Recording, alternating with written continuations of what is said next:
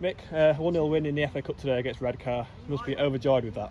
Yeah, I thought we played really well in phases. First half, I thought we were in full control of the game. Joe, I think, only had one save to make, albeit a very good one when he got down the side of us. But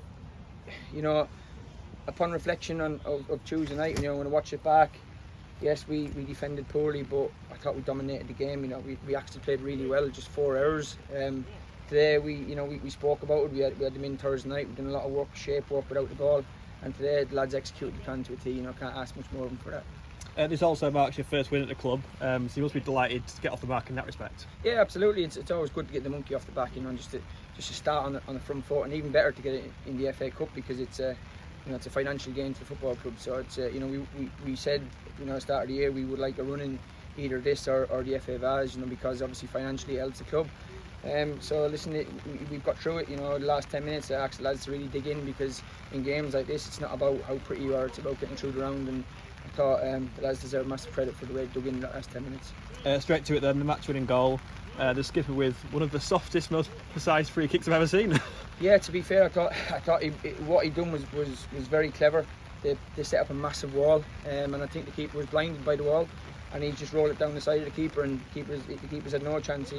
I thought Macca showed great bravery to do that, to be fair, because if it doesn't come off it looks ridiculous, but he executed it to a T.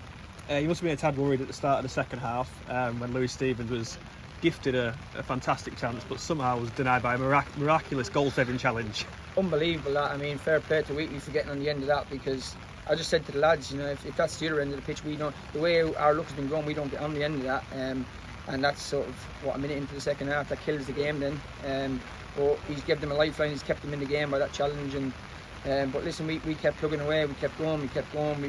Kieran probably should have scored late on in the second half, and we had another chance late on as well, which we need to be executing. But like I said, it's just about getting through the round today. Yeah, taking a lead into the second half, I guess it was always going to be a little bit of a nervy one. However, they didn't really test Joe too much in goal. No, listen, like I say, we were very good we were very organised without the ball today. We didn't want them playing through us, because they like to get into little pockets and combine on the edge of the box to play a diamond in midfield, and they overload you inside the pitch. And I thought we cut the inside the pitch off very well. We sort of made them play wide and made them put balls in the box, and with our back three in there today, I think they won every single header in the box, and they won every knockdown every second phase, and they were just very, very good today. That back four, back five, including Joe, and the two in front of them were excellent today. They've done the not so nice stuff really well today, so really pleased with that. Yeah, it was no secret it was obviously an individual mistake that happened to the third goal on Tuesday night. To bounce back and get a clean sheet shows real character, doesn't it? That's what I said to the lads Thursday night. Yeah, it's about how you react. It's not about, we can speak about it for months and months and months, but it's gone now. We can only control the controllables, and that's today. It's the next game.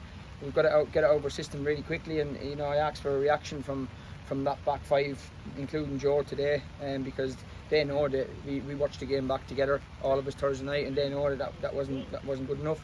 And what you've seen there today was absolutely brilliant. Bodies on the line, stopping shots, stopping crosses, and that's what you need from your defenders to be successful. They've got to defend it. Yeah, it must be so pleasing for you as a manager and obviously as a coaching staff to see everyone working as a team today. The real team effort, wasn't it? This is what we demand from players. We don't have any big time Charlies here. Lads come roll their sleeves up in the work, because that's where we're at as a club. We need to get back to basics as a football club. We need to win games, and we have a way of playing, but sometimes you've got to do the horrible stuff. There's two sides of football.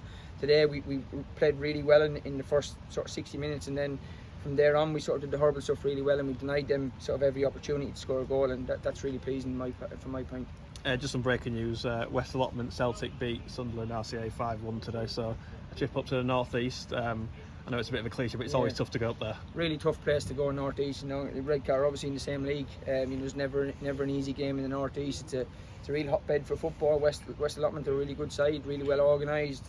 We'll try and get up and watch them before we play them. But listen, it's we'll enjoy tonight, and we'll get the lads in this week. We'll regroup and we'll focus on Buttersford next week. Yeah, just how pleasing was it walking off there in front of all the fans and getting a standing ovation? Really pleasing, because listen, these fans have been through the ringer for the last 2 or 3 years. And like I said to the lads the first week we were in here, it's about recreating that connection between us and the fans, and we need to get them on side. For us to be successful, we need to get them fans on side. The year that he's won the league down here, this place was bouncing, it was rocking, and we need to get somewhere back to that sort of standard. You know, we need to get people through the gate, and we need to get people enjoying coming to watch Tadcaster Football Club. And listen, as a fan, as a paying fan, all you can ask is people to run and fight for you and work hard. Sometimes you get beat by doing it, sometimes you win games, but you know, the bare minimum these lads will do is give us 100% every week. Just finally, Mick, due to some postponements today in the FA Cup, obviously we aren't travelling to Campion on Wednesday night as we were scheduled to.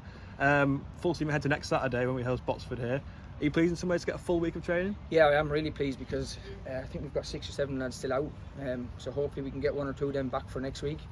Campion's a difficult place to go, so to go there with half a team is always difficult. You know, they're flying, they've sort of started off where they left off last year, so yeah, it gives us a chance to have another full week on the training ground and sort of prepare right for Bottersford. You know, start to attack the league now and start to get points on the board and start to get up that table. Big well done, Mick. Cheers, mate. Thank you.